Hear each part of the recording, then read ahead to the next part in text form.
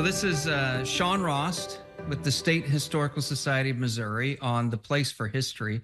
And we're talking about an icon of baseball in the state of Missouri and, and really a tremendous ambassador for the St. Louis area, uh, Mike Shannon. And I thought we'd start with his childhood because people my age know his voice. For many years, he was on the broadcast, but not many people really know about his childhood and what kind of an athlete he was growing up. I think people would be very much surprised about how, significant of an athlete he really was. He was born in St. Louis in 1939, and his father had actually been a minor league baseball player. He had tried to play baseball and actually be part of the St. Louis Cardinals organization. Didn't ultimately make it to the major leagues, but that athletic background and prowess is something that really drove Mike Shannon through his life. So his father later on got a law degree after he served as a law enforcement officer and later became a prosecuting attorney in St. Louis. And Mike Shannon's career really begins in the kind of alleyways and the baseball fields and football fields of St. Louis there into the 1940s. He attends Christian Brothers College High School, CBC, in St. Louis. Now the baseball field carries his name in his honor, but he was actually more known for being a successful basketball player and football player at the time there at CBC.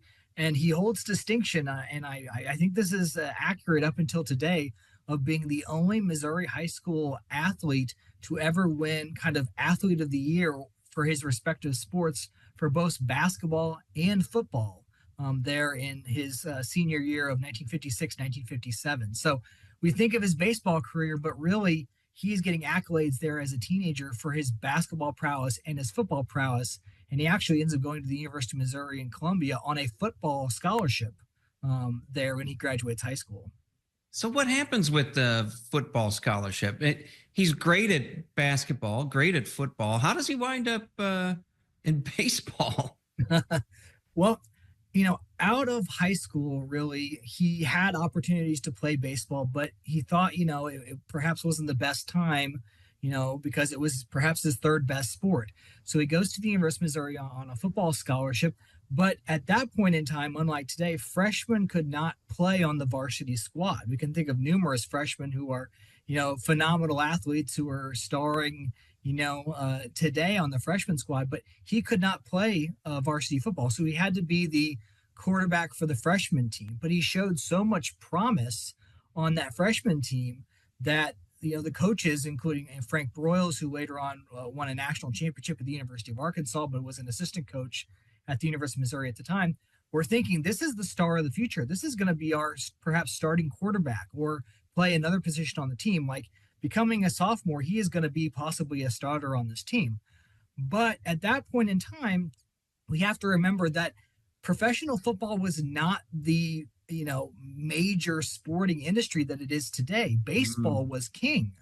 The ability to play Major League Baseball was much more lucrative than football was at the time. So after his freshman year, despite being, seen as the future star possibly of the University of Missouri football team, baseball calls and the Cardinals offer him a contract. And at that point, he sees that as being the more lucrative route for his athletic endeavors, then continuing on for a couple more years, getting drafted into what at that point wasn't even the fully formulated NFL as we see it today with the AFC and the NFC, or at that point the NFL and the AFL. So he did not foresee the NFL or professional football as being a lucrative outcome for him.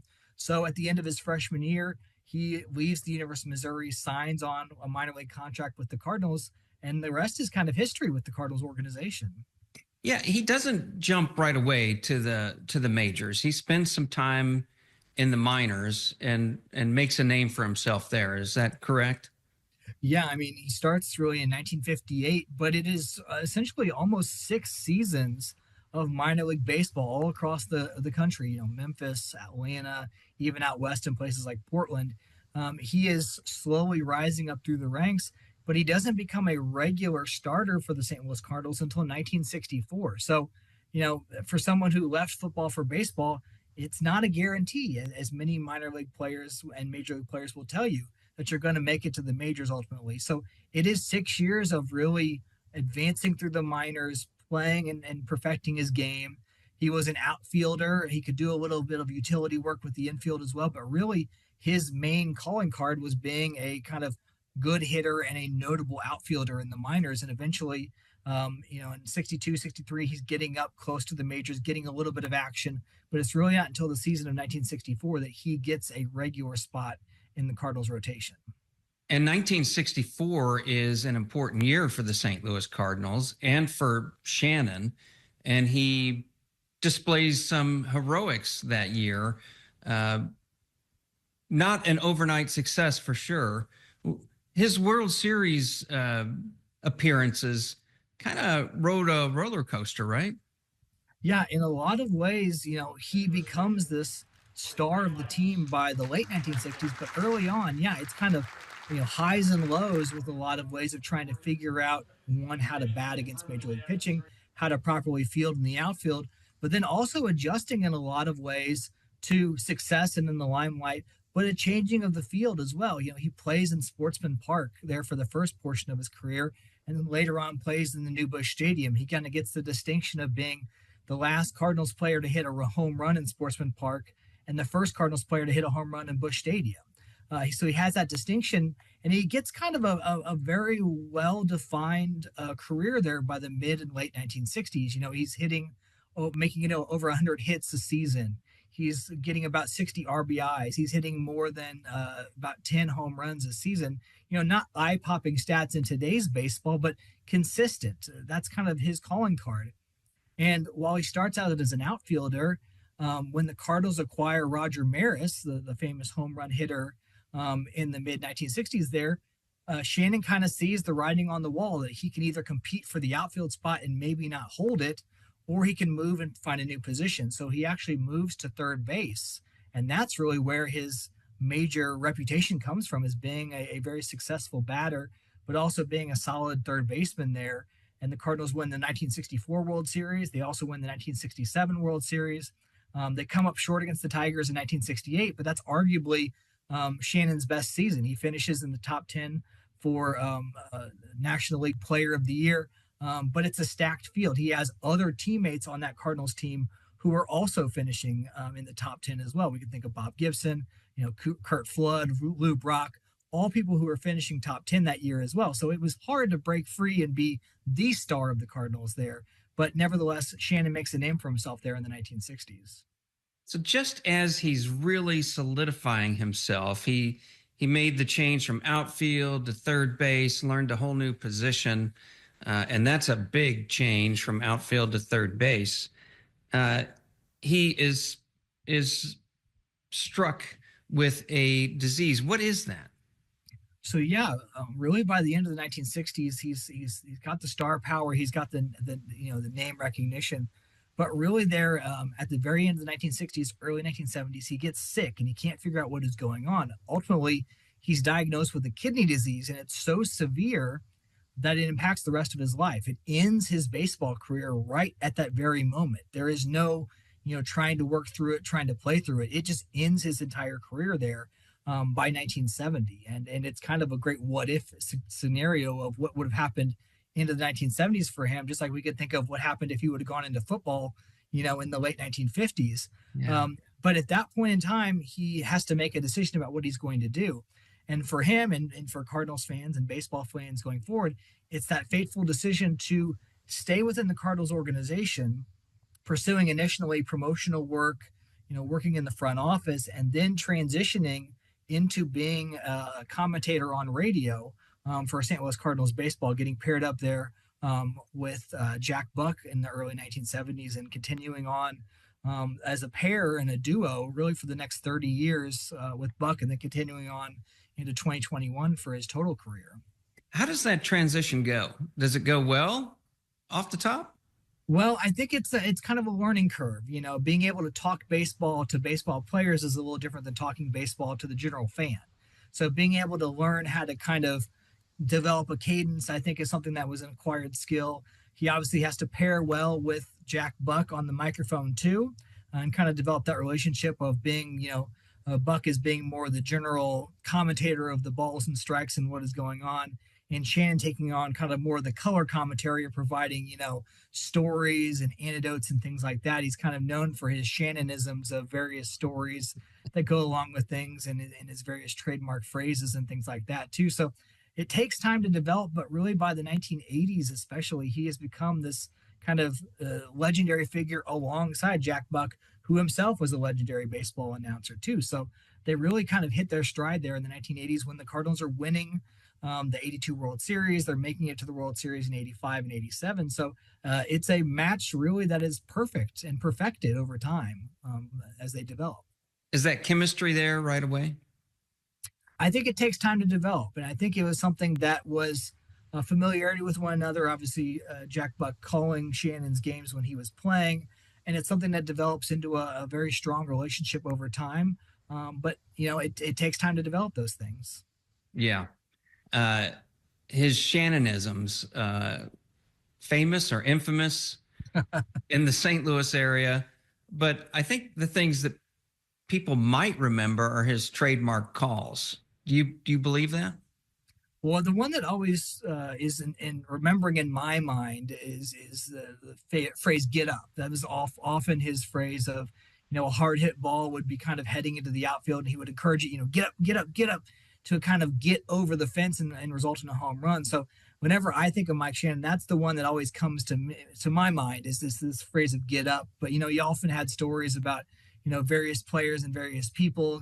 And, for some people, it was a good kind of knee slapping laugh. It was a good joke or story.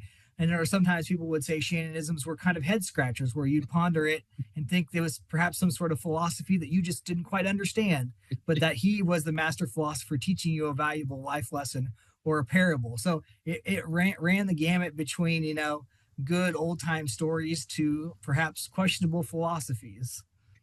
I think one of the more memorable calls involved Pujols, Albert Pujols, getting brushed back. And he describes how Pujols steps back into the box and knocks one out of the park. And I don't know if you recall that one or not, but he says basically, that's how you show them. That's how you get back. You don't run out there and start a scrum. You get back in the box and you knock one out. And then he said, Pujols stares him down. And I didn't see that live, but I heard that call. And that call really stuck out. And I think it's out there if you go search for it. Mike Shannon, Albert Pujols. He really became part of the fabric of St. Louis summers over all those years.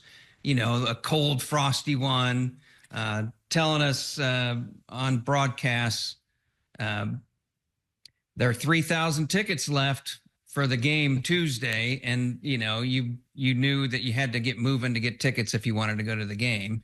Sure. So really, just an ambassador. What is his legacy now that he has passed? I think in a lot of ways, his legacy kind of transcends a lot of elements of not only Cardinals baseball, but Missouri sports. The fact that, CBC remembers him via their baseball field kind of speaks to his legacy and athletics at the high school level. Most people don't know his career with University of Missouri because it was so short, but, the ability to kind of bring an awareness to that, another great what if of, the 1960 Missouri football team is considered one of the best in school history. He would have been the senior possible quarterback on that team. What could have been with that team is another great element of the legacy of being such a phenomenal athlete. But then, being part of those great Cardinals teams in the 1960s, really making them championship quality teams. He was, there's 9 players on a baseball field on a diamond, but in a lot of ways, he is one of those keystone players that really makes that championship run possible. And then you consider the fact that after that, he has, almost 50, I think it was 50 years in the broadcast booth with the St. Louis Cardinals as well. So all told, 60 plus years as a member of the St. Louis Cardinals organization. just tells you how significant of a legacy he truly has.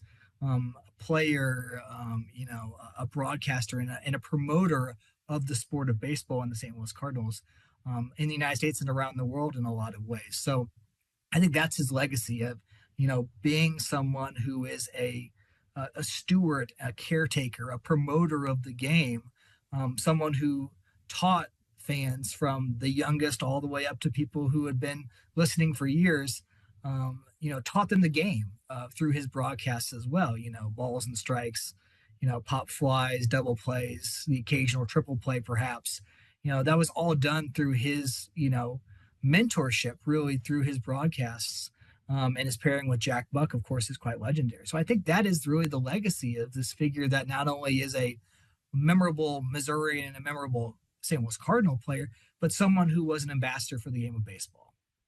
So as we approach opening day for this season, is he admired and maybe even loved in the Kansas City area? Because we hear about the great divide between St. Louis and Kansas City when it comes to baseball. Do you think it's statewide where he's admired, or is it just a fondness for him in St. Louis? Well, I think a lot of people have to remember, and now this is more of an earlier element of its history, but before the Royals arrived there in the late 1960s, early 1970s, the St. Louis Cardinals were the primary baseball, organization in the central portion of the United States. You have Cardinals fans down into Oklahoma and Arkansas and Kansas, a little bit of Iowa, you could say, of course, Illinois and places like Memphis as well. So there are Cardinals fans that date back, prior to the time of the Royals, who might be living in Kansas City or in Kansas, on the other side of the state. Now, Kansas City Royals, of course, have their own legendary history and their own legendary announcers as well. So certainly there's more of a hometown preference for them. But I think Shannon's legacy really extends across the United States. And while he may have a legendary status in the city of St. Louis, I think that affiliation with the Cardinals certainly spans the entire state. All right. Sean, I greatly appreciate you joining me today to talk about baseball and Mike Shannon. And I understand you do have a podcast yourself. Yes, we have a podcast here with the State Historical Society of Missouri called Our Missouri. It comes out essentially every 2 weeks, and we take a break a little bit in the summer and during the December, January period of time. But we cover everything across Missouri, all 114 counties in the independent city of St. Louis. And we look at Missouri history from various perspectives and various stories. So we always encourage people to check that out. Available on all the kind of podcast streaming services and, of course, at our website, shsmo.org. Great. Thanks for joining me today. Thank you very much for having me.